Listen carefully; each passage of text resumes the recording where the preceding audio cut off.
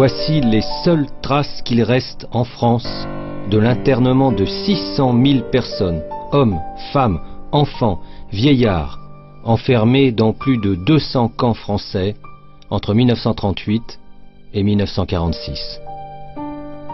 Républicains espagnols, communistes, ressortissants allemands, étrangers, tziganes, juifs, mais aussi droit commun, prostituées, trafiquants de marché noir et enfin des suspects de collaboration et des civils allemands. Cette histoire des camps d'internement a mis longtemps à émerger dans la mémoire nationale.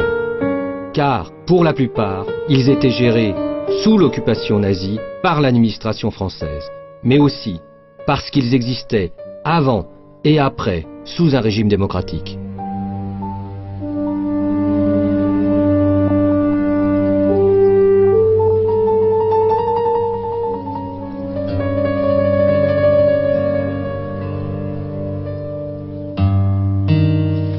Février 1939, ce sont près de 500 000 personnes qui passent la frontière des Pyrénées, militaires espagnols, volontaires étrangers engagés dans les brigades internationales, civils par centaines de milliers, des hommes et des femmes restés fidèles à la République espagnole, une république battue par un général factieux, Franco, puissamment aidé par ses alliés, Hitler et Mussolini.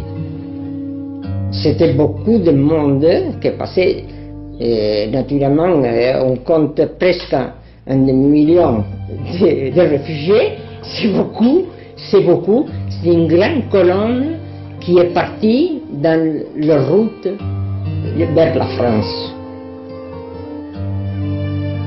À un moment donné, le car il ne marchait pas et on a dû l'abandonner et à pied, avec un froid très fort, parce que c'était encore l'hiver, on est arrivé à la frontière française. Ça a régné une telle atmosphère de confusion, de panique, c'était des masses énormes qui arrivaient en même temps. C'est un des exils pour la France qui ont été le plus massif et le plus colossal. Là, ça arrivait par centaines de milliers de personnes, les uns par la frontière de Pyrénées, c'est-à-dire par Perpignan et la Catalogne, qui étaient arrivés, les autres par bateau. C'était un exode. Si vous ajoutez à ça les exodes de l'Europe centrale et allemande, etc., la France était devenue comme le dernier refuge avant l'océan de tout ce qui fuyait dans tous les côtés.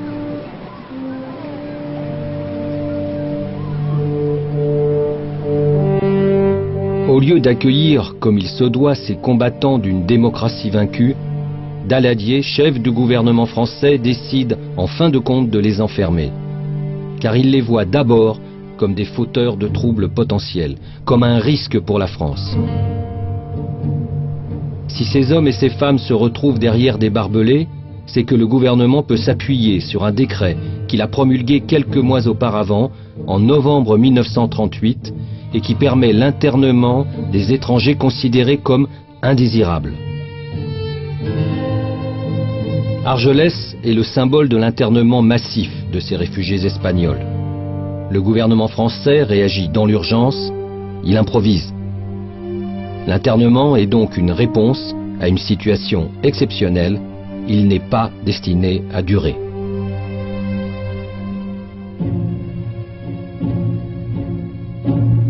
Le premier jour, ça a été terrible, terrible. C'était quelque chose qu'on ne peut pas l'expliquer. D'abord, on était très fatigués. En plus, on n'avait pas mangé. Les jours avant, on n'avait pas mangé. Il faisait un froid terrible, parce que c'était le 9 février. Il faisait un froid terrible. Comment expliquer que ces hommes, que ces femmes, que ces enfants même se retrouvent derrière des barbelés? Ces Espagnols qui s'étaient battus contre Franco attendaient un autre accueil de la France des droits de l'homme, de la France de la Révolution française. L'Argelès, c'est nous-mêmes qui avons construit le baraque. Un camion arrivait, un camion avec des planches et avec des matériels, des outils.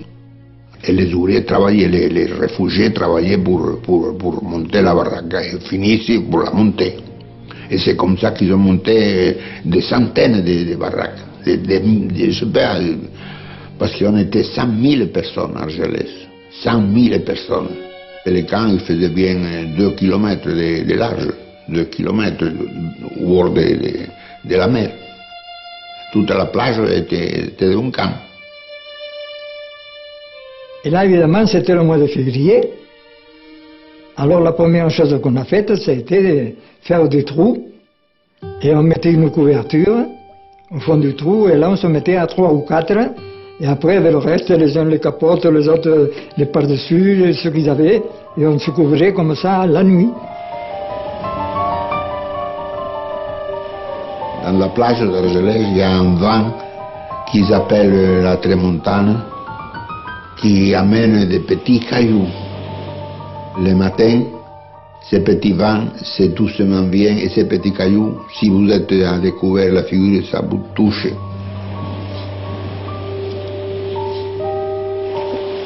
Alors ces trous, quand on les faisait plus de 50 ou 60 mètres, on trouvait l'eau.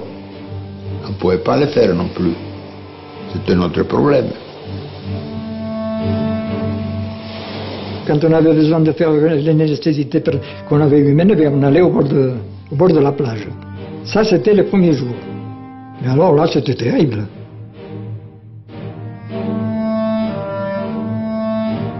Et il y avait des vieux, des anciens, des malades.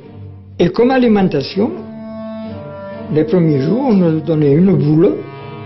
Alors, on se la partageait pour 5 ou 6, 7 ou 8. Alors, avec une ficelle, on faisait les portions pour les uns et pour les autres. On nous donnait des pois chiches, mais on donnait 10 ou 12 pois chiches chacun. Après, il fallait trouver une boîte de conserve ou n'importe pour les faire cuire. Et après, il fallait trouver des brindilles de ceci ou cela sur le bord de la plage ou ailleurs, des brindilles qu'on trouvait, pour faire cuire les pois chiches ou le riz ou ce qu'on nous donnait. Et des topinambours.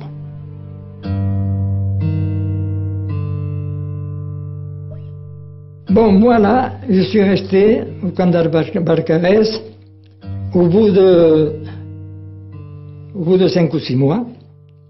Un jour, les gendarmes viennent me chercher.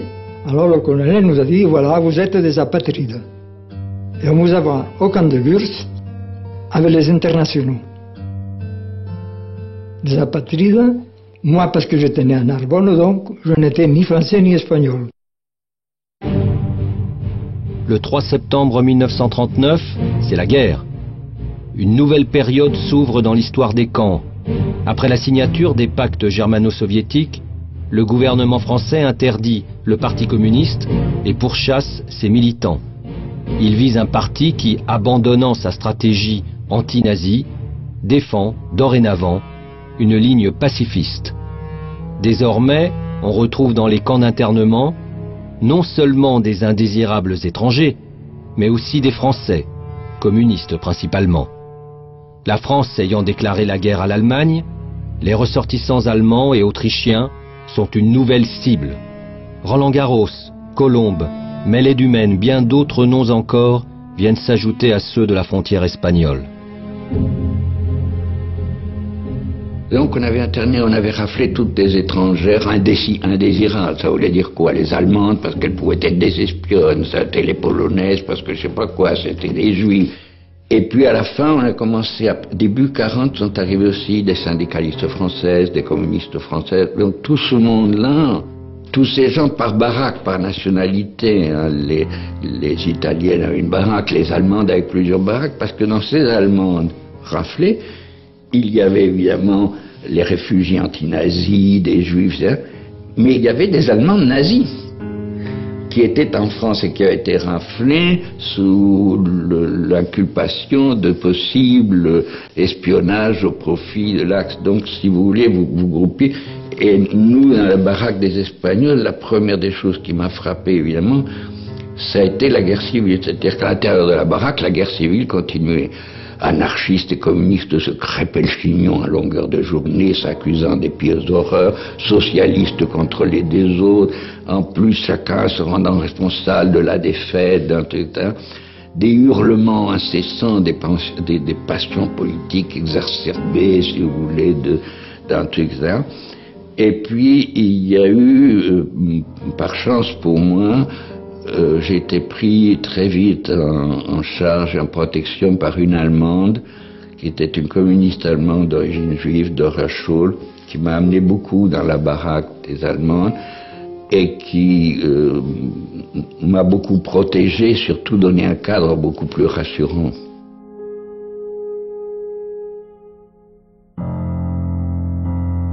Voici peut-être l'un des documents les plus accusateurs pour le gouvernement d'Aladi Reynaud. Nous sommes le 13 mars 1940, cela fait déjà plusieurs mois que la France et l'Angleterre ont déclaré la guerre à l'Allemagne.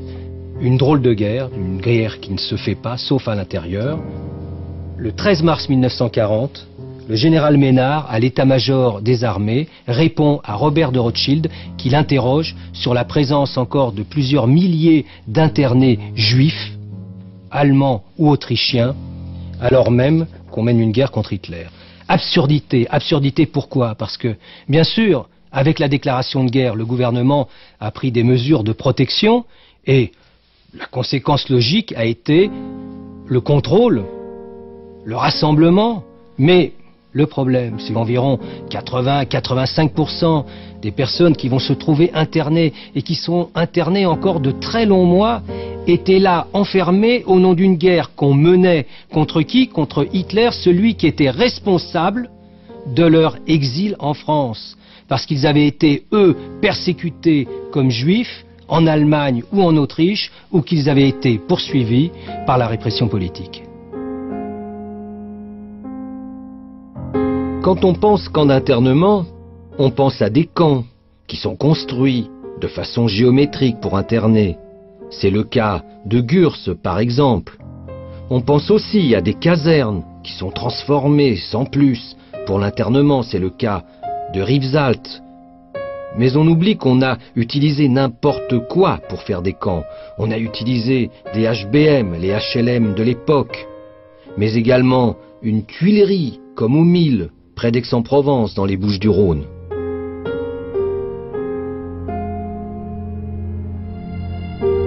Là, sur 15 000 mètres carrés, les internés étaient regroupés sur 3 niveaux. Ils seront jusqu'à 2500 par niveau. Situation idéale pour l'administration. C'était proche de la ville, sans être dans la ville, et près d'une voie de chemin de fer. L'une des caractéristiques principales de ce camp, c'est que s'y sont retrouvés enfermés par dizaines des peintres, des écrivains, des musiciens. C'était comme un concentré symbolique de la folie d'une guerre menée contre l'intelligentsia de toute l'Europe centrale.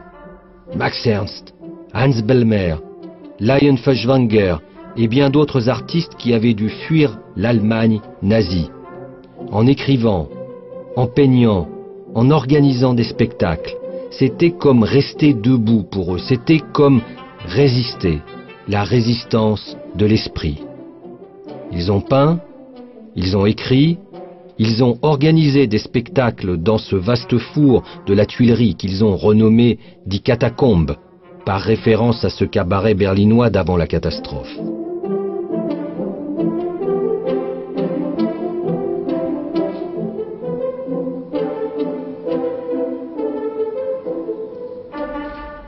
Ce foisonnement intellectuel, cette mobilisation politique, on les retrouve dans la plupart des camps, au Mille donc, mais aussi à Gurs ou au Vernet.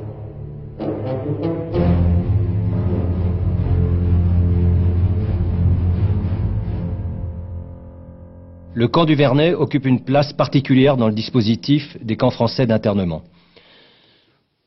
Il ouvre en 1939, comme la plupart des camps de proximité des Pyrénées, puisque nous trouvons au bord de la N20, tout près de Pamiers, de Foix, près de la frontière espagnole, du Somport. Mais ce camp ouvre d'abord pour accueillir les Espagnols qui passent la frontière. Et à partir de septembre 1939, là, un tournant qui donne une singularité à ce camp. En effet, il n'est plus géré par l'armée, il est géré par le ministère de l'Intérieur. Ça n'est pas un camp d'hébergement, c'est un camp répressif, un camp qui vise à interner toutes les personnes qui représentent un danger pour la sécurité nationale.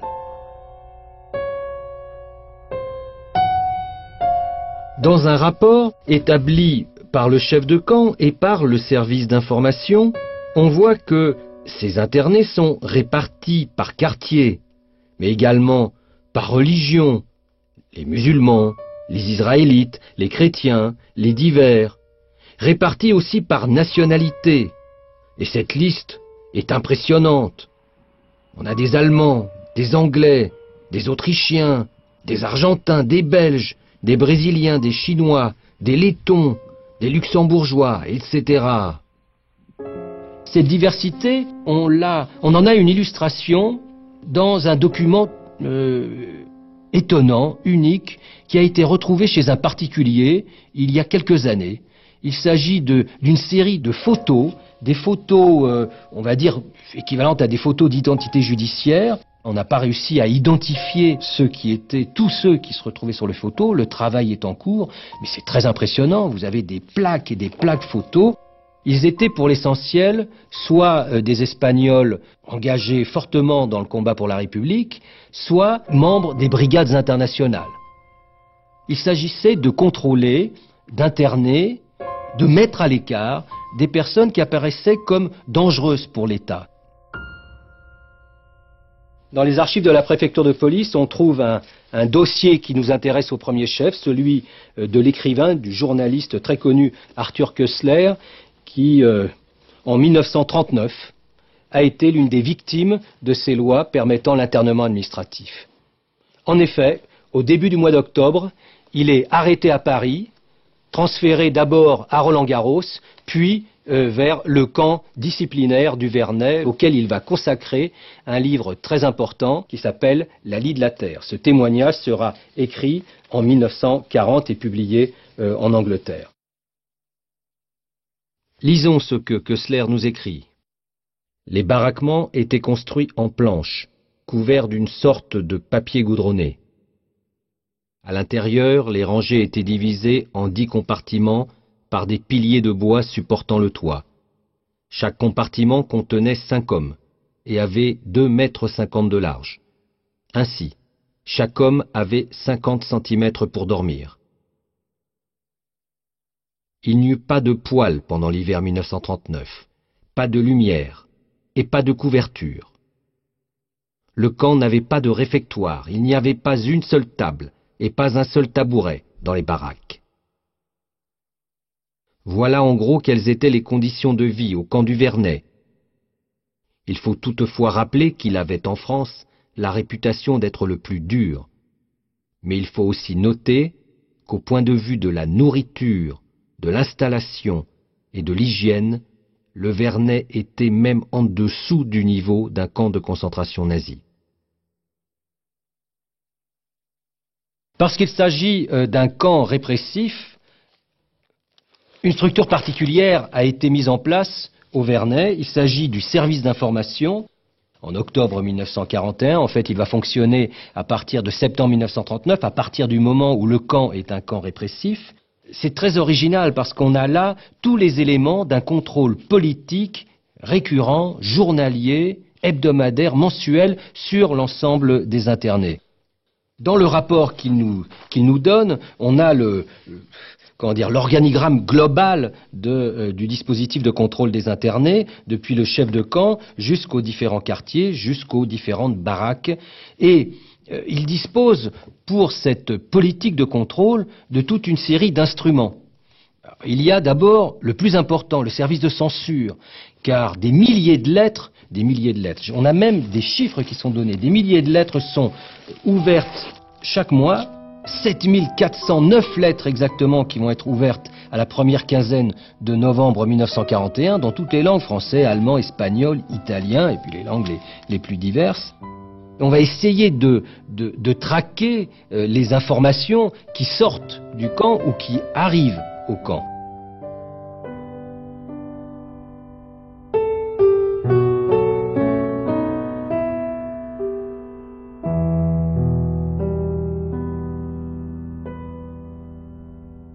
Juin 1940.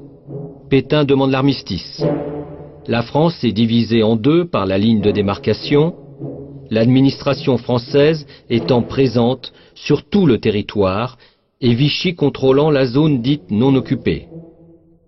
Pour les nouveaux maîtres du pays, cette défaite s'explique par une forme de pourrissement de la société française depuis la Révolution de 1789. Un pourrissement lié à un complot de ce que Pétain lui-même dénomme alors les forces de l'anti-France, à savoir le juif, le communiste, l'étranger, le franc-maçon. Dès lors, l'exclusion de ses ennemis de l'intérieur apparaît comme une condition essentielle de la régénération de la société française, l'objectif affiché par le pouvoir à Vichy. C'est donc en toute logique que le camp d'internement est un instrument au service d'une politique d'exclusion qui, sans la moindre pression allemande, est au cœur du nouveau régime. À la fin 1940, on comptait près de 55 000 personnes internées dans le sud de la France et en Afrique du Nord, qui étaient sous le seul contrôle de Vichy. Alors qu'en zone occupée, on ne comptait que 2500 à 3000 internés. Ce n'était pas parce qu'on vivait mieux, bien sûr, en zone nord qu'en zone sud, mais parce que l'internement administratif n'était pas un instrument privilégié par l'occupant allemand dans sa politique de répression et de persécution, alors qu'elle était au cœur de la politique de Vichy. La situation réelle de ces camps d'internement, on la connaît en particulier grâce aux rapports laissés par les œuvres d'assistance françaises et surtout étrangères, juives, chrétiennes, laïques, qui toutes intervenaient dans les camps du sud de la France et qui ont même décidé de se coordonner au sein de ce qu'on a appelé le comité de Nîmes. Nourriture, hygiène, aide à l'immigration, ateliers dans les camps, aide culturelle et cultuelle, le soutien aux internés prend des formes multiples. Le comité américain de secours, dirigé par Varian Fry, avec Daniel Benedict, avait pour vocation la protection, le sauvetage, l'émigration des intellectuels, des artistes, qui d'ailleurs vont effectivement profiter du travail extraordinaire de cette œuvre d'assistance. Mais Varian Fry et Daniel Benedict ne s'arrêtent pas là. Ils vont recueillir une masse d'informations sur la crise des camps d'internement à l'automne 1940.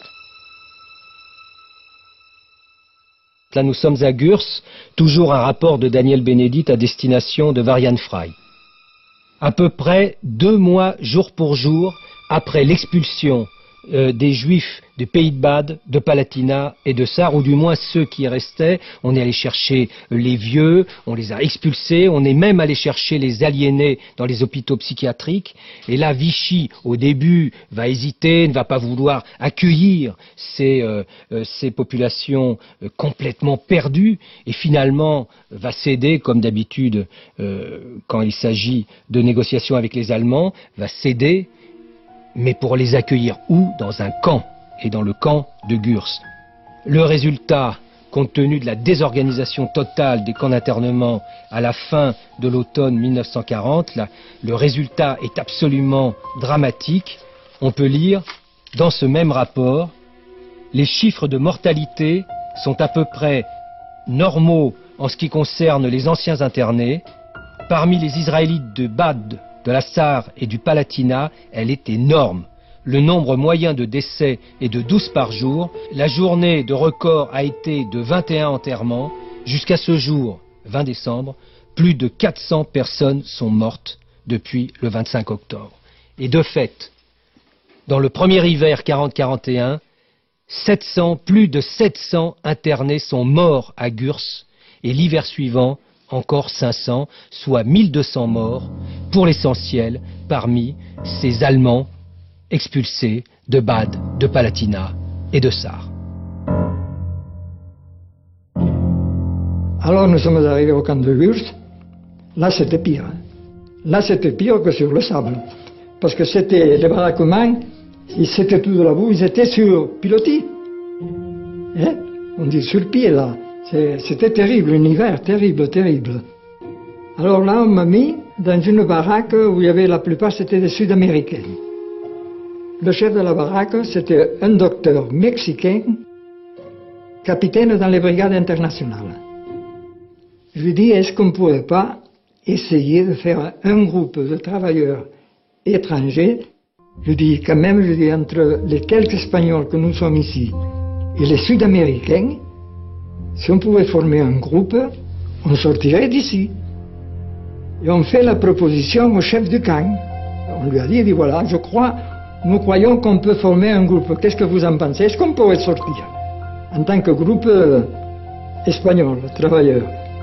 Et il dit, si vous êtes le nombre qu'il faut, vous sortirez, il n'y a pas de problème. Hein. Et en effet, au mois de novembre, on est sorti du camp de Gurs. Les camps du sud de la France sont entrés dans une situation de crise aiguë. Vichy voulait en faire un instrument privilégié de sa politique d'exclusion. Il n'a pas les moyens matériels de cette politique. Les pressions nationales et internationales, en particulier les pressions américaines, se multiplient. Dans ce contexte, le gouvernement décide d'ouvrir à Rivesaltes un grand centre d'internement du sud de la France. Rivesaltes camp familial, Rivesaltes voulu comme camp modèle.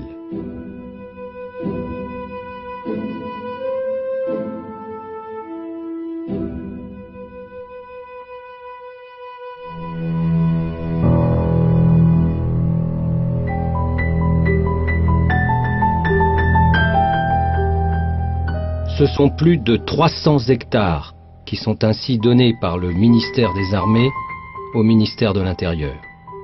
Dans le camp de Rivesaltes, ouvert officiellement le 14 janvier 1941, on trouvera en particulier des milliers de Juifs et des milliers d'Espagnols. Et parmi ces Espagnols, Antonio de la Fuente. Je suis arrivé à Rivesaltes au début du printemps 1941. Nous étions plusieurs membres de notre famille, à savoir ma grand-mère maternelle, une de mes tantes, une sœur ma mère, et 5 des frères et sœurs que nous étions 6. Nous venions du camp d'Argelès. Quand nous sommes arrivés à Rivesaltes, nous avons, dans l'histoire du camp, eu une bonne impression, compte tenu que dans les autres camps où nous avions séjourné auparavant, nous étions sur le sable, dans le camp de la plage, et dans la boue, quand il pleuvait, au camp de Bram. Alors qu'ici, les baraquements dans ces camps étaient légers, et quand nous sommes arrivés à Rivesaltes, nous avons trouvé des baraquements en maçonnerie, légers aussi, mais maçonnerie, et le sol était cimenté.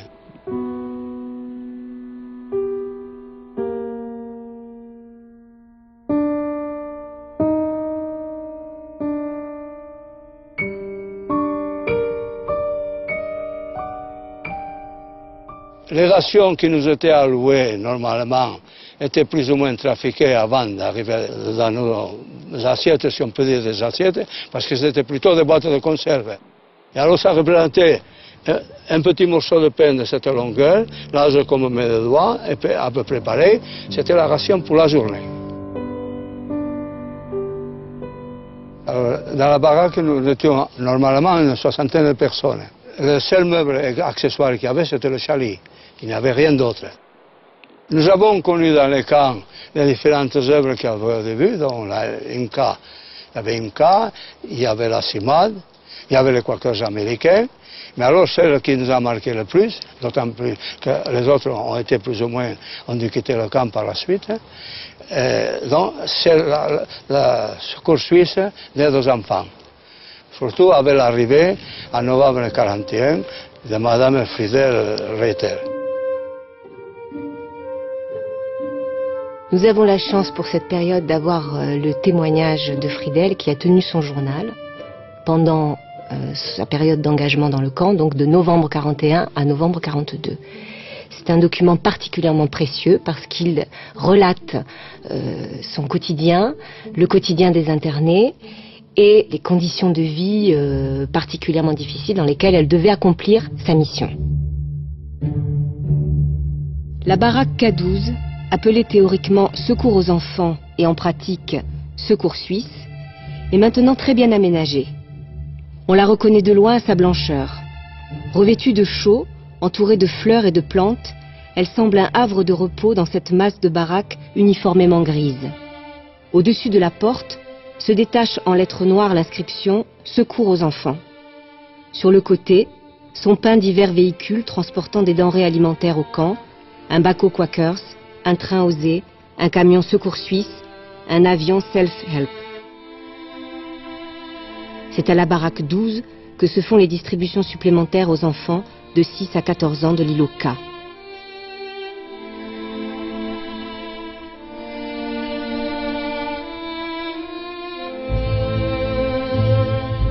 Je suis né au camp de concentration de Rivesaltes. Bon, à ma mère, ils l'ont mis en prison pour voler des patates et des poules dans les campagnes. Pendant ce moment-là, comme on était tout seul, qu'est-ce qu'ils ont fait? Ils ont pris mes frères et mes sœurs, ils ont mis dans les wagons à bestiaux, ils ont mené jusqu'à Rivesaltes, dans le camp, dans les années 40. C'est après, quand ma mère sortait très souvent du camp, il a fait connaissance avec mon père, elle était à l'armée. Ils m'ont fait à moi, quoi. Ils m'ont fait à moi. Alors, pendant ce temps-là, ils ont pris à mon père, il est parti à la guerre. Vous savez, ils l'ont pris en tant que militaire. Ma mère, la pauvre, pendant qu'on était dans le camp, elle était chef des baraques. La baraque, la 216, le TK 216. Et quand il venait un groupe de gitans, ou des manouches, ou des roms, on appelle tous les tziganes, elle, au lieu de dire qu'il y avait une famille, une famille ou deux, elle disait qu'il y avait 4 familles. Alors, il donnait les couvertures à elle pour les familles. Et elle, la nuit, elle partait à Perpignan avec les 2-3 couvertures, faire des trucs avec les couvertures. Parce que les gens, ils faisaient des pantalons, ils faisaient des costumes avec ces couvertures-là. En même temps, quand il y avait des juifs qui voulaient partir en Espagne, elle les connaissait très bien la montagne, la grande montagne qu'on appelle, elle lui faisait passer les juifs jusqu'en Espagne.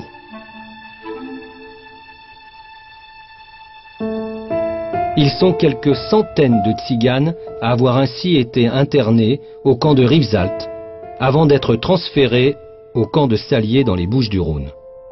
Ce sont les autorités allemandes qui avaient expulsé ces nomades d'Alsace-Moselle vers la zone non occupée.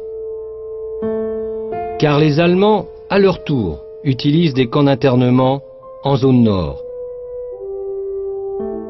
Montreuil-Bellay et Jargeau sont les noms les plus connus de ces camps d'internement. Ainsi, c'est sur décision allemande que des milliers de tziganes sont internés dès octobre 1940. La politique allemande a donc visé les tziganes. Elle visera bientôt les communistes et les juifs, en s'appuyant sur la police française.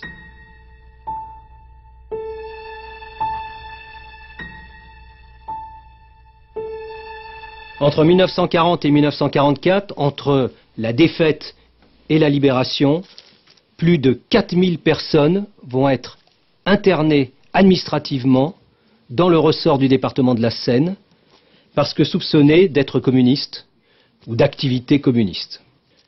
Ces hommes, ces femmes vont être internés à Uncourt en Seine-et-Oise, à Châteaubriand en Loire-Inférieure, à Pithiviers à partir de 1943, dans le Loiret, enfin dans toute une série de camps, et de façon plus générale, ils vont représenter l'une des composantes les plus nombreuses parmi les internés administratifs, en zone occupée comme en zone sud.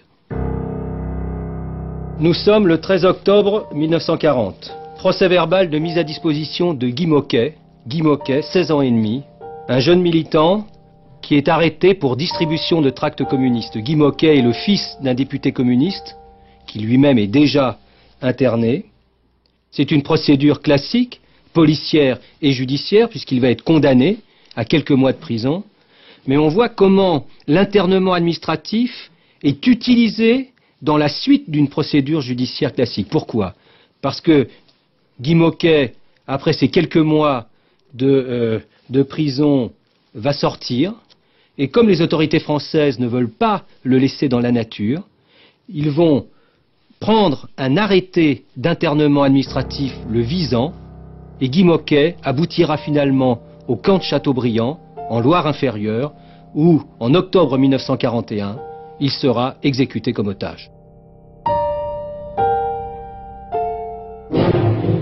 Entre-temps, la situation nationale et internationale a été complètement bouleversée par l'attaque allemande contre l'Union soviétique le 22 juin 1941. Le Parti communiste français s'engage résolument dans la lutte armée et dans la résistance contre l'occupant. Puis finalement, il y avait la police française, les policiers en civil, qui ont raflé tous les jeunes habitant la région Est. Ils ont demandé les papiers à tous les jeunes qui passaient, qui soient de Paris d'ailleurs, mais tous ceux qui étaient de la région Est, allez hop. Donc on a été arrêtés ce jour-là, 16 garçons et moi j'étais la seule fille. On a été emmenés au commissariat qui se trouve là au poste à Richelieu-Drouot là.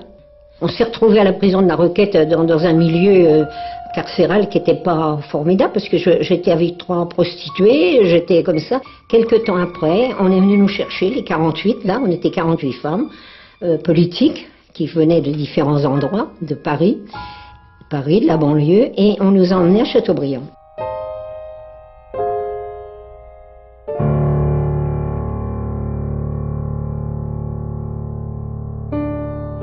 J'avais 17 ans et on s'est retrouvés, on était 6 jeunes de moins de 20 ans. Et puis les autres, les âges s'échelonnaient entre 30, jusqu'à 60 ans.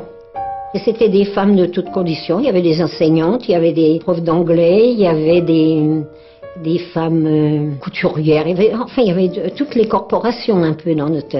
Alors, on est arrivé à Châteaubriand la nuit et on a été accueillis par le lieutenant Touillat, qui est arrivé avec son chien, sa badine, tout ça.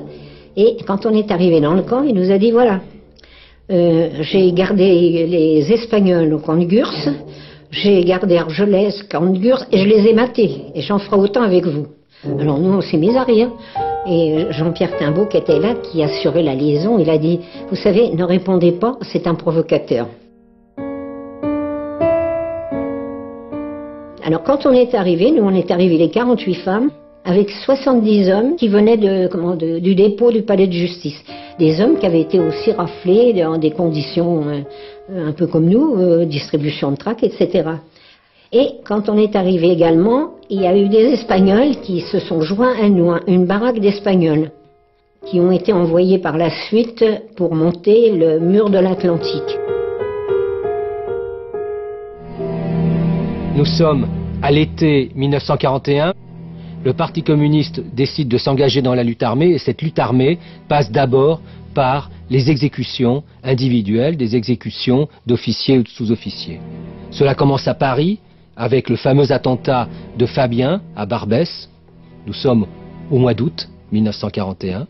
Et parce que la pression policière est beaucoup trop forte, la stratégie communiste, bien sûr, vise ensuite à disperser les lieux d'attaque et ce sera Bordeaux, Nantes, Rouen en octobre 1941.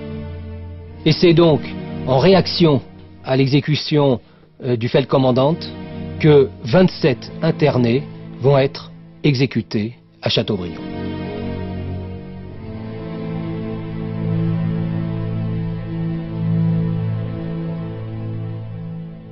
On a vu arriver un groupe d'Allemands, il était 1h30. On a vu arriver un groupe d'Allemands, il y avait ils ont mis un fusil mitrailleur au milieu du camp, dans notre camp, dans le camp P2, qui était dirigé sur le camp P1. Et on a été enfermés dans les baraques. Alors les gendarmes, tout ça, sont venus nous enfermer. La veille, il faut dire qu'il y avait les Allemands qui avaient remplacé les gendarmes qui étaient dans les miradors et ils avaient investi le camp. Et on ne savait pas qu'ils en avaient pris dans le camp, on savait qu'ils en avaient pris dans la baraque uniquement. Ils en avaient pris 19 dans cette baraque. Mais ils en avaient pris d'autres individuellement dans les baraques du camp P2. Et c'est là qu'on a appris, c'est Henri Gauthier qui a fait l'appel des morts, on s'est tous réunis. Et on a entendu les coups. Moi, je peux pas dire que je les ai pas entendus, mais enfin, on a entendu les coups qui les abattaient, vous voyez. Et on a fait l'appel aux morts, et c'est Henri Gauthier qui a fait l'appel aux morts, et c'est là qu'on a appris un tel, dont Guy Moquet avait été fusillé. On ne savait pas parce qu'il était resté dans sa baraque, il n'était pas dans cette baraque d'otages. Alors là, on a été vraiment très très bouleversés. Et c'est là qu'un gendarme m'a appelé, Puis il me dit, j'ai quelque chose à vous donner. Puis il m'a donné une lettre que m'avait écrite Guy Moquet, un petit mot. Il m'a dit, surtout n'en parlez pas. Les gendarmes sont venus perquisitionner, mais j'avais gardé la lettre sur moi. Oui, ils ne l'ont pas eue. En zone nord comme en zone sud, à Châteaubriand comme au Vernay, les communistes sont souvent en première ligne pour organiser la protestation collective. Aussi bien en octobre 1940 qu'en février 1941, au Vernay, les internés se mobilisent parce que les conditions d'alimentation, les conditions d'hébergement sont vraiment dramatiques, mais aussi ce sont des politiques, ce sont des communistes qui essayent de prendre le contrôle politique d'un certain nombre de baraques qui sont sous la main des anarchistes. Car près de 60 internés vont être mis en prison, et en particulier Ilitch, Ljubomir Ilitch, qui est condamné à 3 mois de prison pour organisation de la révolte. Ilitch était le commandant des internés pour les brigades internationales, c'était un héros de la guerre d'Espagne. Et d'ailleurs, son itinéraire ne s'arrête pas là, ce n'est pas un hasard si Ilitch devient, à la sortie de sa prison de Castres, le chef des francs-tireurs et partisans de la main-d'œuvre immigrée pour toute la zone sud, puis quelques mois plus tard, responsable des FTP-MOI pour l'ensemble de la France. Dans le même temps, au printemps 1941, l'occupant nazi se lance dans une campagne d'internement massif des juifs étrangers de Paris. Théodore Dannecker, le chef de la section des affaires juives de la Gestapo, est à la manœuvre. Mais il s'appuie, il le dit lui-même, sur un décret de Vichy qui permet l'arrestation et l'internement administratif des juifs étrangers pour la seule raison qu'ils sont juifs et étrangers. Ils sont envoyés dans les camps du Loiret, Pithiviers et Bonar-Holland.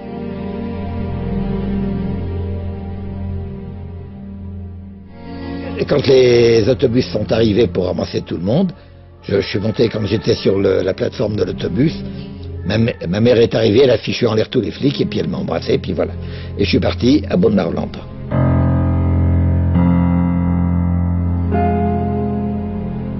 Arrivé à Bonar-Holland, on fait la queue, j'étais dans les premiers, mais comme j'avais un de mes camarades qui faisait partie de la 4e internationale et qui me donnait toutes les revues, tout concernant la 4e internationale, avec laquelle je sympathisais, je savais qu'il avait reçu également le même billet. Alors je reculais, je l'attendais, et puis finalement j'ai pas pu parce que j'ai reçu un grand coup de pied en derrière, je me suis retourné. C'était le seul Allemand que j'avais jamais vu, qui était là avec une mitraillette, c'était le seul qu'il y avait là, à Bonar-Holland. Donc je suis rentré au camp, à Bonar-Holland. C'était un grand machin avec des fils de fer barbelés, avec des tas de baraques qui étaient alignées, c'était sale, c'était dégueulasse, c'était pas beau. Je suis resté dans ce camp-là, où vraiment j'ai un souvenir très désagréable, pendant 3 mois à peu près. Entre-temps, pendant ces 3 mois, vers le mois de début juillet, on a demandé des volontaires pour travailler dans des fermes. Je me suis présenté. Il faut dire que les copains trotskistes, les 5, nous sommes réunis. Il n'y avait rien à faire pour faire du raffut. Alors, le vieux Charles, qui était notre représentant, notre chef si on veut, il a dit, écoutez, faut se tirer de là, rejoindre la résistance à l'extérieur. D'ailleurs, tout le monde s'est évadé. Alors là, c'était une opportunité, on demandait des volontaires pour travailler dans une ferme. Je me suis présenté, j'ai été travailler dans la ferme. Et puis, au bout de quelques temps au camp, je connaissais plus personne et les gens ne m'intéressaient plus. Les copains s'étaient évadés sauf un. On a demandé des volontaires pour assécher les marais de Sologne. C'était vers le fin juillet ou fin août, je crois. Fin août. Pour assécher les marais de Sologne. Je me suis pointé et je suis parti avec 3 autres copains, des jeunes de mon âge. Et on a été emmenés à la ferme de la Matelote, à Cerdon du Loiret. J'y suis resté 1 an à peu près. Je me suis évadé le 1er juillet 1942.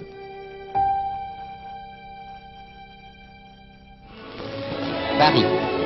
Arrivée de M. Heydrich, général des SS, chef de la sûreté, représentant du Reich à Prague, chargé par le chef des SS et de la police allemande, M. Himmler, d'installer dans ses fonctions M. Oberg, général de division des SS et de la police en territoires occupés.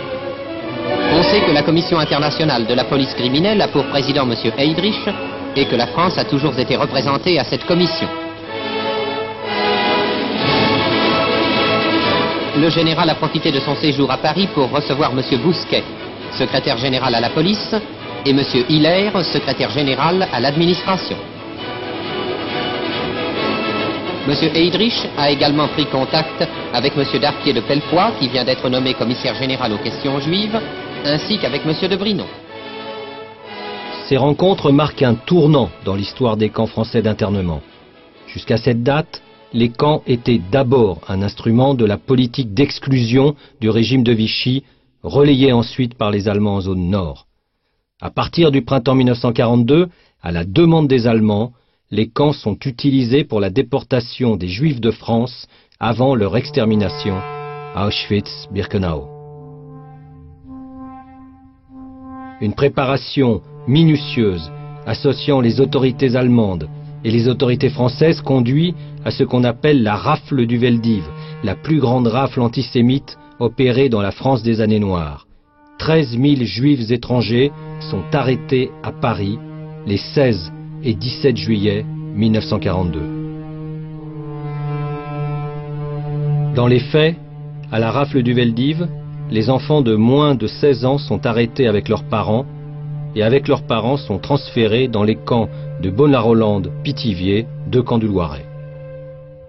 Au début du mois d'août, les parents seront séparés des enfants, déportés, et quelques semaines plus tard, les enfants suivront.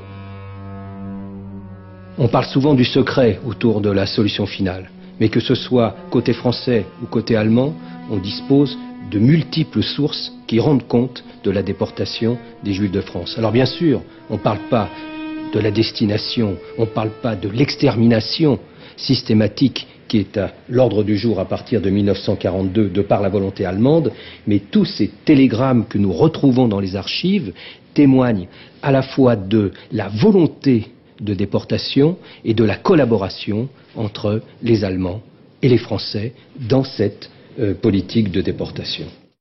On a été réveillés le matin par des coups extrêmement violents. Je ne sais pas quelle heure il était, c'était de très bonne heure. Curieusement, je n'ai aucune mémoire de mes frères. Je ne me souviens que d'une chose, ma mère, à genoux par terre, qui enlaçait les jambes de deux policiers, enfin je pense que c'était des inspecteurs, parce qu'il me semblait qu'ils avaient des impairs beiges, et elle pleurait, elle suppliait, prenez-moi mais laissez mes enfants. Et je revois le policier dont elle enlaçait les jambes la repousser du pied d'une manière réprisante en disant « Dépêchez-vous, ne nous faites pas perdre de temps ». Et à ce moment-là, j'ai eu terriblement honte de voir ma mère s'humilier. Cette scène, elle m'a poursuivie pendant des années. Et Michel et moi, on est restés avec ma mère, toujours dans la violence. On nous a poussés vers des autobus qui attendaient. Et là, on nous a amenés vers le Veldiv. Enfin, je ne savais pas où. On a vu, nous, le bus qui nous entraînait vers le Veldiv. Il y avait un car qui partait, on entendait des chants.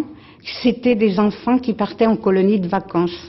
On est entré au Veldiv et là, on était sur des gradins. C'était bourré de monde. Je me souviens des globes de lumière qui ne s'éteignaient jamais, des cris, un vacarme, et surtout des haut-parleurs qui n'arrêtaient pas de crier soit après les enfants et surtout d'appeler des noms. Et je me souviens des gens qui avaient le cou vers les haut-parleurs pour essayer d'entendre si on parlait d'eux, peut-être que ça signifiait la libération. Alors il faut dire que déjà sur les gradins, on était dans les excréments, il n'y avait plus d'eau, les water étaient bouchés. Je me souviens que d'une distribution une fois de nourriture, une sardine à l'huile et une madeleine. Ça a duré quelques jours, on est parti dans les derniers du Veldiv. Alors on est arrivé à Bonne-la-Rolande. Je sais que le camp étaient entourés de fils de fer barbelés avec des miradors et puis des projecteurs. Et il devait y avoir des fusils, je crois, braqués sur nous. Ce qui m'a frappé en arrivant, c'est les trous pour les latrines. C'était même pas protégé. C'est-à-dire que adultes, enfants faisaient leurs besoins aux yeux de tous. On nous a rassemblés, les femmes et les enfants, au milieu du camp, et ça s'est fait dans une très grande violence, parce que il y avait des gendarmes ou enfin des gens en uniforme et même des femmes qui voulaient arracher les vêtements des femmes. Je pense que c'était pour chercher des bijoux ou des choses cachées, et nous, on s'accrochait aux robes de nos mères. On ne voulait pas les lâcher. Alors, ils se sont mis à nous taper dessus avec la crosse de leur fusil. Ils nous tapaient sur la tête, ils nous tapaient sur les bras, il n'y avait rien à faire. On ne voulait pas se décrocher des robes de nos mères. Et on a amené le groupe des femmes, dont ma mère était au premier rang. J'ai su par la suite que pour sortir les femmes des camions, les policiers les tiraient par leurs cheveux pour les faire monter dans les wagons qui les amenaient à Pithiviers, où elles ont rejoint le groupe des femmes de Pithiviers, avec des enfants un peu plus âgés, je crois au-dessus de 12 ans, et elles ont été amenées directement à Auschwitz. Nous, les enfants, on est restés seuls.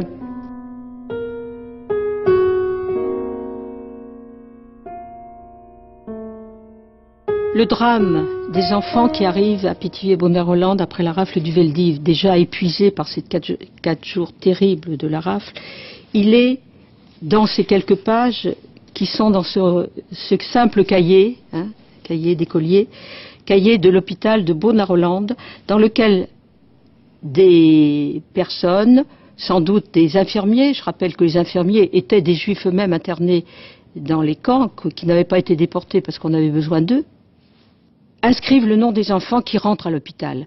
Les conditions d'internement sont terribles, il n'y a pas de médicaments, il y a des épidémies, il y a beaucoup d'enfants malades, l'infirmerie est surchargée, l'hôpital est surchargé, et on inscrit les noms de ces enfants. Et quand on regarde ce cahier, les âges, 10 ans, 6 ans, 2 ans, 8 ans, un enfant décédé ici, il y a 9 enfants qui meurent à Pithiviers-Bonar-Hollande, dont certains ont été enterrés dans la fosse commune.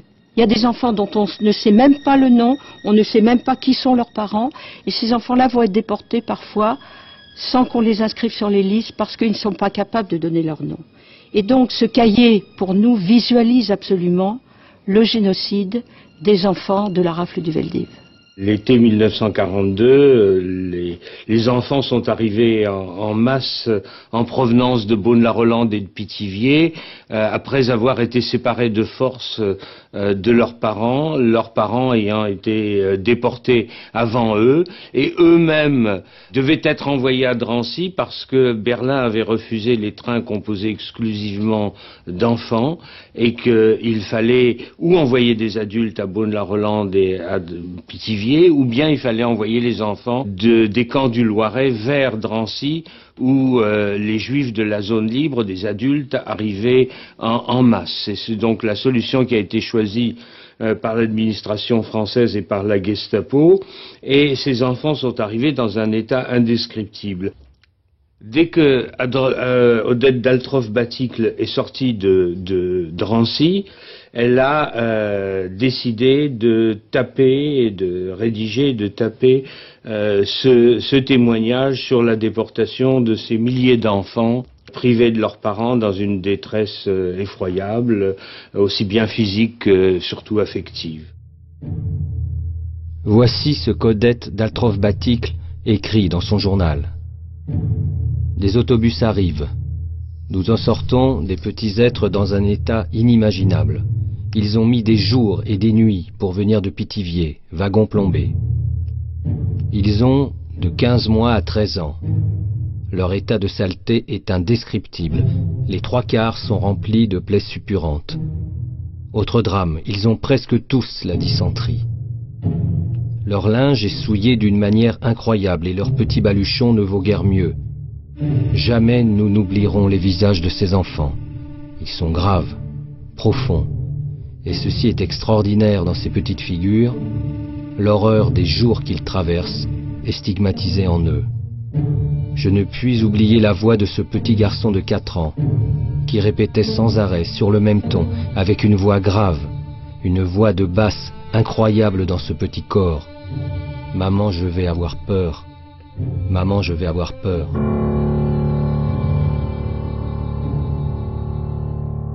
Drancy 42, c'est un enfer gris, parce qu'il y a par terre du mâche-fer cette espèce de poudre métallique qui monte, qui fait qu'on a la peau grise, et on a beaucoup de difficultés à se laver.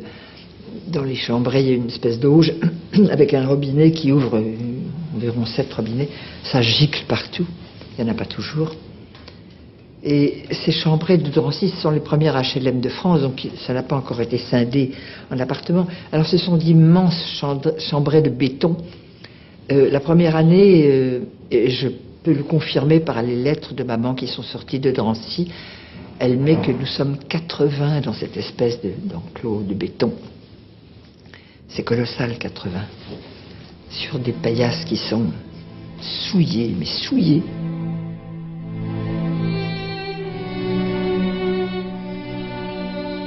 Entre 1942 et 1944, plus de 75 000 Juifs auront été déportés de France et seuls 2500 reviendront. Le camp de Drancy a été une véritable plaque tournante dans cette politique de déportation. À partir de l'été 1942, la zone sud est touchée à son tour par les rafles, car Vichy accepte de co-gérer la mise en œuvre de la solution finale. C'est 42, hein. Et là, on commence à parler de quelque chose de très sourd, mais qui court dans toutes les baraques, et notamment dans les baraques allemandes.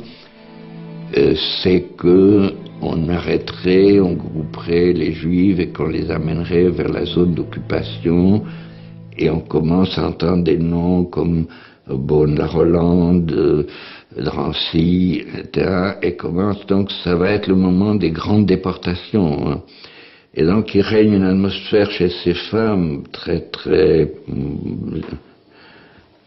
lourde et très angoissée, qui est que maintenant elles sont prises au piège, elles ne savent plus très bien ce qu'elles vont devenir. Les Espagnols, elles, c'est différent, tout ce qu'elles veulent, c'est d'abord sortir, et beaucoup d'entre elles réussissent à sortir des camps, parce que il y a quantité de Français, notamment de paysans français, qui viennent dans les camps essayer de faire sortir les Espagnols en donnant du travail, si vous voulez. Et donc, beaucoup, ce qu'elles veulent, c'est au fond manger, dormir dans un lit si possible, en tous les cas, au chaud, etc. Donc c'est un moment très triste parce que tout se défait, si vous voulez. C'est une autre histoire, comme si une autre histoire allait commencer. Ce n'est plus le monde de la défaite et d'un truc, c'est un monde plus sombre, hein, beaucoup plus sombre, où le poids de la guerre va devenir alors là très différent, hein, et peser beaucoup plus lourd. En tant que juif, réfugié polonais, c'était vraiment très dur. On a commencé immédiatement à rafler les Allemands, les Tchèques, enfin, ils étaient tous ceux qui étaient considérés comme des ennemis de la France, ont été immédiatement internés dans des camps. Donc on est arrivé le 1er septembre à Rivesaltes. Rivesaltes, c'est un camp inimaginable, des kilomètres et des kilomètres et des kilomètres. Quand nous sommes arrivés, quand ils s'est enfin arrêté, la police ou la gendarmerie nous a dit « Ici vous êtes dans l'îlot K, l'îlot des condamnés à mort. Très peu d'entre vous sortiront vivants d'ici. » En 1942.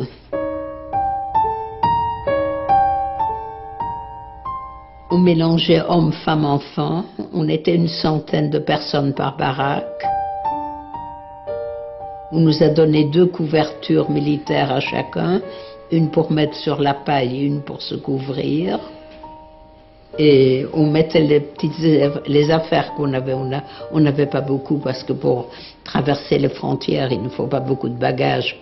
On mettait sur nos têtes et on dormait tous tout habillés, avec les chaussures, avec tous les vêtements, puisqu'on était hommes et femmes mélangés dans les baraques. On crevait de faim. On avait tous les jours une soupe très claire et ensuite avec des haricots blancs. Des haricots blancs avec une sauce aux tomates, mais il y avait autant de vers blancs que d'haricots, des gros vers blancs.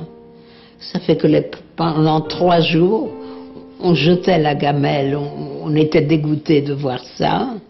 3 jours après, on avait tellement faim qu'on essayait de sortir les vers pour manger les haricots. Après, on mangeait le tout. Et après, comme il y avait tous les jours des nouveaux arrivés, on essayait de se mettre à côté des nouveaux arrivés, sachant qu'automatiquement, ils jetteraient leur gamelle, qu'on aurait une gamelle de plus. Le camp était éclairé de jour et de nuit, il y avait des miradors et le camp était éclairé avec des barbelés tout autour pour qu'on ne puisse pas fuir. Et presque toute la nuit, les gens chantaient, dansaient, comme s'il n'y avait jamais eu la guerre. On chantait dans toutes les langues, il y avait des artistes de tous les pays, on dansait des horas, et c'était vraiment comme si la guerre n'avait jamais existé. Ils savaient qu'ils allaient mourir demain, mais tous les soirs, c'était la fête, c'était quelque chose d'inimaginable. Le 3 septembre, il y a eu la première déportation. Il n'y avait personne de notre groupe sur la liste. L'appel qui commençait beaucoup avant, beaucoup plus tôt, il y avait l'appel normal, et ensuite il y avait l'appel, tout le monde devait se mettre en rang, qui durait des heures et des heures et des heures, comme les gens savaient qu'ils allaient à la mort. Il y avait des évanouissements, des cris, des hurlements, les gens qu'il fallait... C'était terrible de voir une déportation. Ça durait jusque l'après-midi. Après ça, il y a eu une loi, comme je vous ai dit, qui est sortie, que les enfants de moins de 16 ans, si les parents les abandonnaient, ils n'étaient pas déportés. Alors, il y avait l'OSE, Organisation de secours aux enfants. Ils avaient quelques représentants qui étaient libres, qui étaient là pour aider les gens. Par contre, je n'ai jamais vu la Croix-Rouge. L'OSE a fait tout son possible auprès de tous les parents pour qu'ils les abandonnent, puisque c'était la seule façon de les sauver. Je ne sais pas si vous imaginez ce que ça coûte aux parents de signer l'abandon de leur enfant. Mais c'était la seule façon de les sauver. Beaucoup de gens l'ont fait, et il y a des gens qui n'ont pas voulu le faire. Donc les enfants partaient avec eux. À ce moment-là, ma maman m'a abandonnée. C'était la seule façon d'essayer de me sauver. Et le 23 septembre, c'était le jour de Yom Kippour, il y avait de nouveau une déportation. Mais ils choisissaient vraiment les dates des fêtes juives pour les déportations. Et je me rappelle d'un policier qui me disait « Il est où votre bon Dieu en ce saint jour? Pourquoi est-ce qu'il n'est pas là pour vous aider ?» À ce moment-là, on a appelé ma mère et mon frère. Quand c'était terminé la déportation, les gens sont partis dans le train, on a ouvert, on a distribué le courrier, et dans le courrier, Il y avait la libération de maman et de mon frère en tant qu'ancien combattant et ma mère en tant que mère de combattant.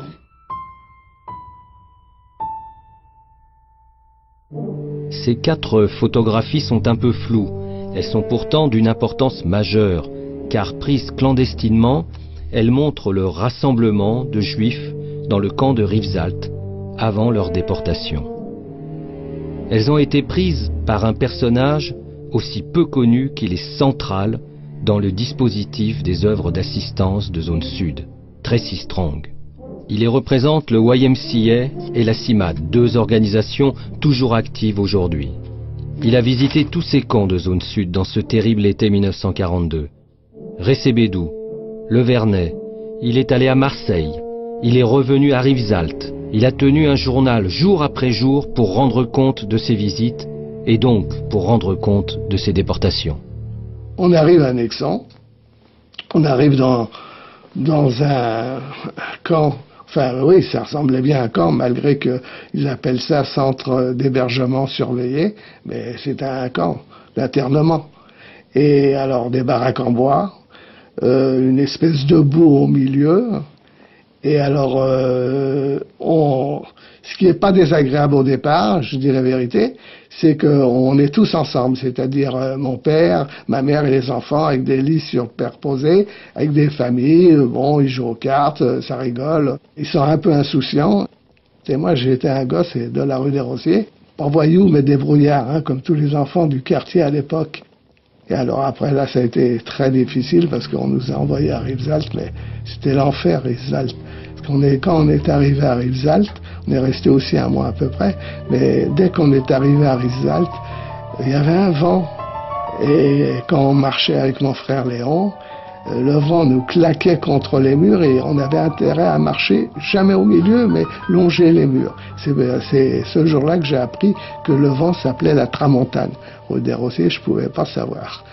Et alors, on a été séparés de ma mère, mais pas réellement. C'est-à-dire, mon père a été séparé dans un îlot pour le conditionner pour aller travailler à l'extérieur, groupement de travailleurs étrangers, GTE. Et on l'a pas revu. Dès qu'on est arrivé, quand on a été séparés, on l'a jamais revu. Et en fin de compte, il a été envoyé dans un groupement de travailleurs étrangers dans les Pyrénées-Orientales, pas loin de Rivesaltes, qui s'appelait Arles-sur-Tech. Et avec ma mère, on était dans l'île-logis. Ma mère, elle était avec les filles, les 3 filles, et mon frère Léon avec moi à 2 baraques plus loin. Mais ce qui se passait, il s'est passé une chose très dramatique quand nous sommes arrivés à Rivesaltes, c'est qu'ils avaient coupé l'eau parce que l'eau était infectée, il y avait la fièvre typhoïde. Je fais entendre la protestation indignée de la conscience chrétienne et je proclame que tous les hommes, ariens ou non-ariens, sont frères parce que créés par le même Dieu, que tous les hommes, quelle que soit leur race ou leur religion, ont droit au respect des individus et des États. Texte exceptionnel de Monseigneur Théas, prononcé le 26 août 1942 à Montauban et qui sera lu dans toutes les églises du Tarn-et-Garonne, dans toutes les églises de son diocèse.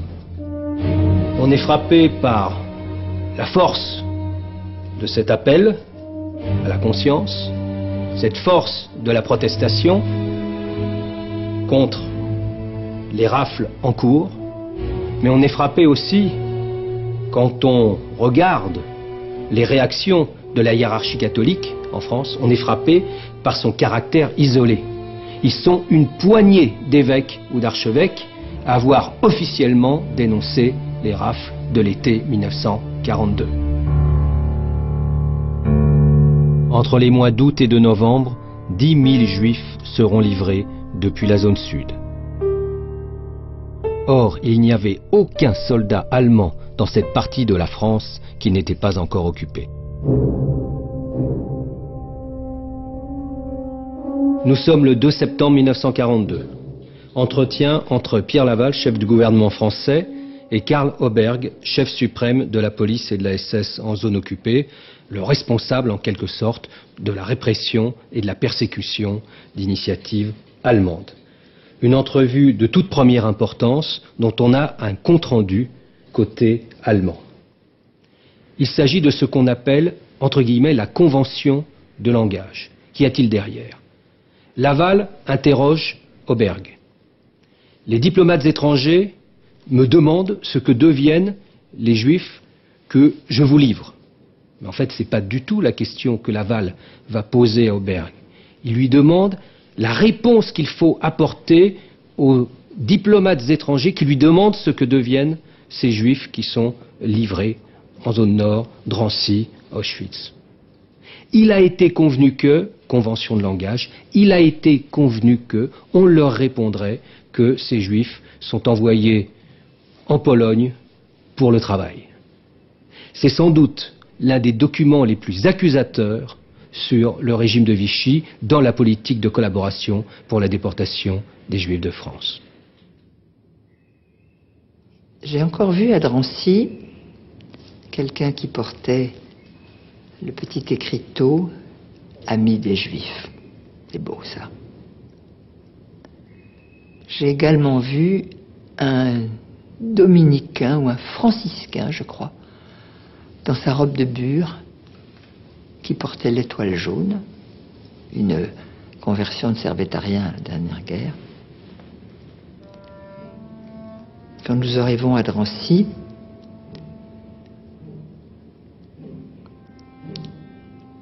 ça va se transformer. Le camp est plein. Il ne les emplira plus jamais d'ailleurs, parce qu'au fur et à mesure qu'on le vide, il y en a l'autre qui arrive. Drancy va changer. Pendant un mois, ça va être encore les gendarmes, ces gendarmes de Drancy, ces affreux gendarmes de Drancy. Et puis, ils vont partir. Je crois qu'ils partiront, mais ils resteront autour du camp, parce qu'on les aperçoit des fois. Et puis viendront les SS. Viendra Alois Brunner, le sanguinaire. Et au bout d'un an, je serai quand même déporté. Au moment où le train franchit la frontière, nous qui sommes des femmes de prisonniers de guerre, tellement patriotes, parce qu'il y en a parmi nous, il y a les Françaises, comme moi, dont les maris ont été mobilisés, mais il y a toutes celles qui sont d'origine d'Europe de l'Est, dont les maris se sont engagés au service de ce pays qui les a accueillis. Et quand ils ne pouvaient pas s'engager dans l'armée, ils se sont engagés dans la Légion étrangère. Donc ils sont tous d'un patriotisme extraordinaire. Maman a ce mot. Écoutez mes amis, ça sera moins dur en Allemagne. Être prisonnier sur son propre sol, c'est insupportable.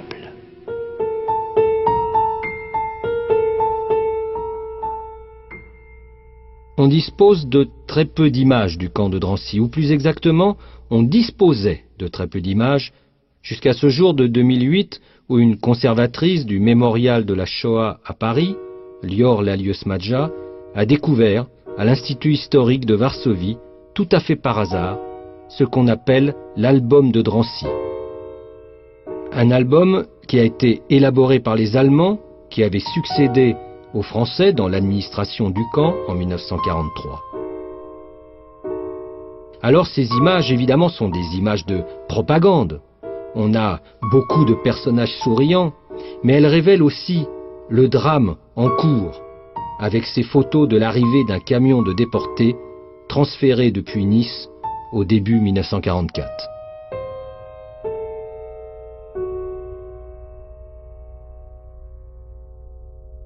Voilà un autre document étonnant, un petit carnet qui a été rédigé par un interné, Werner Isaac, en mars 1944.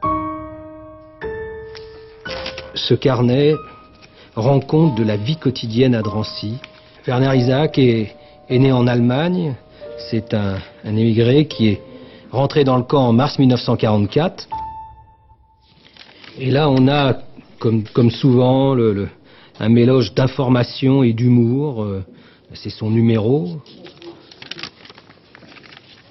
Ah, la cigarette de Drancy, les fameux mégots. Là, c'est tout à fait extraordinaire, parce qu'il a ramassé une punaise, il l'a mis sous un scotch collé sur son carnet. Enfin, c'est... Je crois que d'ailleurs, un peu plus loin, on retrouve une puce. Autre partenaire de l'interné. Là, ce sont les restes d'un éclat d'obus, voilà, reste d'un bombardement trouvé dans la cour du camp. Et puis voilà un document qui rompt évidemment avec une espèce d'humour, leur permet de survivre dans les camps. C'est une forme de reçu, c'est écrit en allemand. Et ce reçu, il est donné à l'interné quand il est évacué, evacuiert. Quand il est évacué du camp de Drancy, quand il est déporté, quand il est dans un convoi, il laisse ses biens, enfin la monnaie, des bijoux, et on lui donne un reçu. Les camps d'internement étaient donc au cœur du dispositif de persécution et de déportation des Juifs de France. Mais en 1943 et 1944, ils continuent à être un instrument de contrôle et d'exclusion des communistes. Certains d'entre eux connurent 4, 5, 6 camps. Ils ont été internés pendant 3 ou 4 ans, que ce soit des hommes ou des femmes.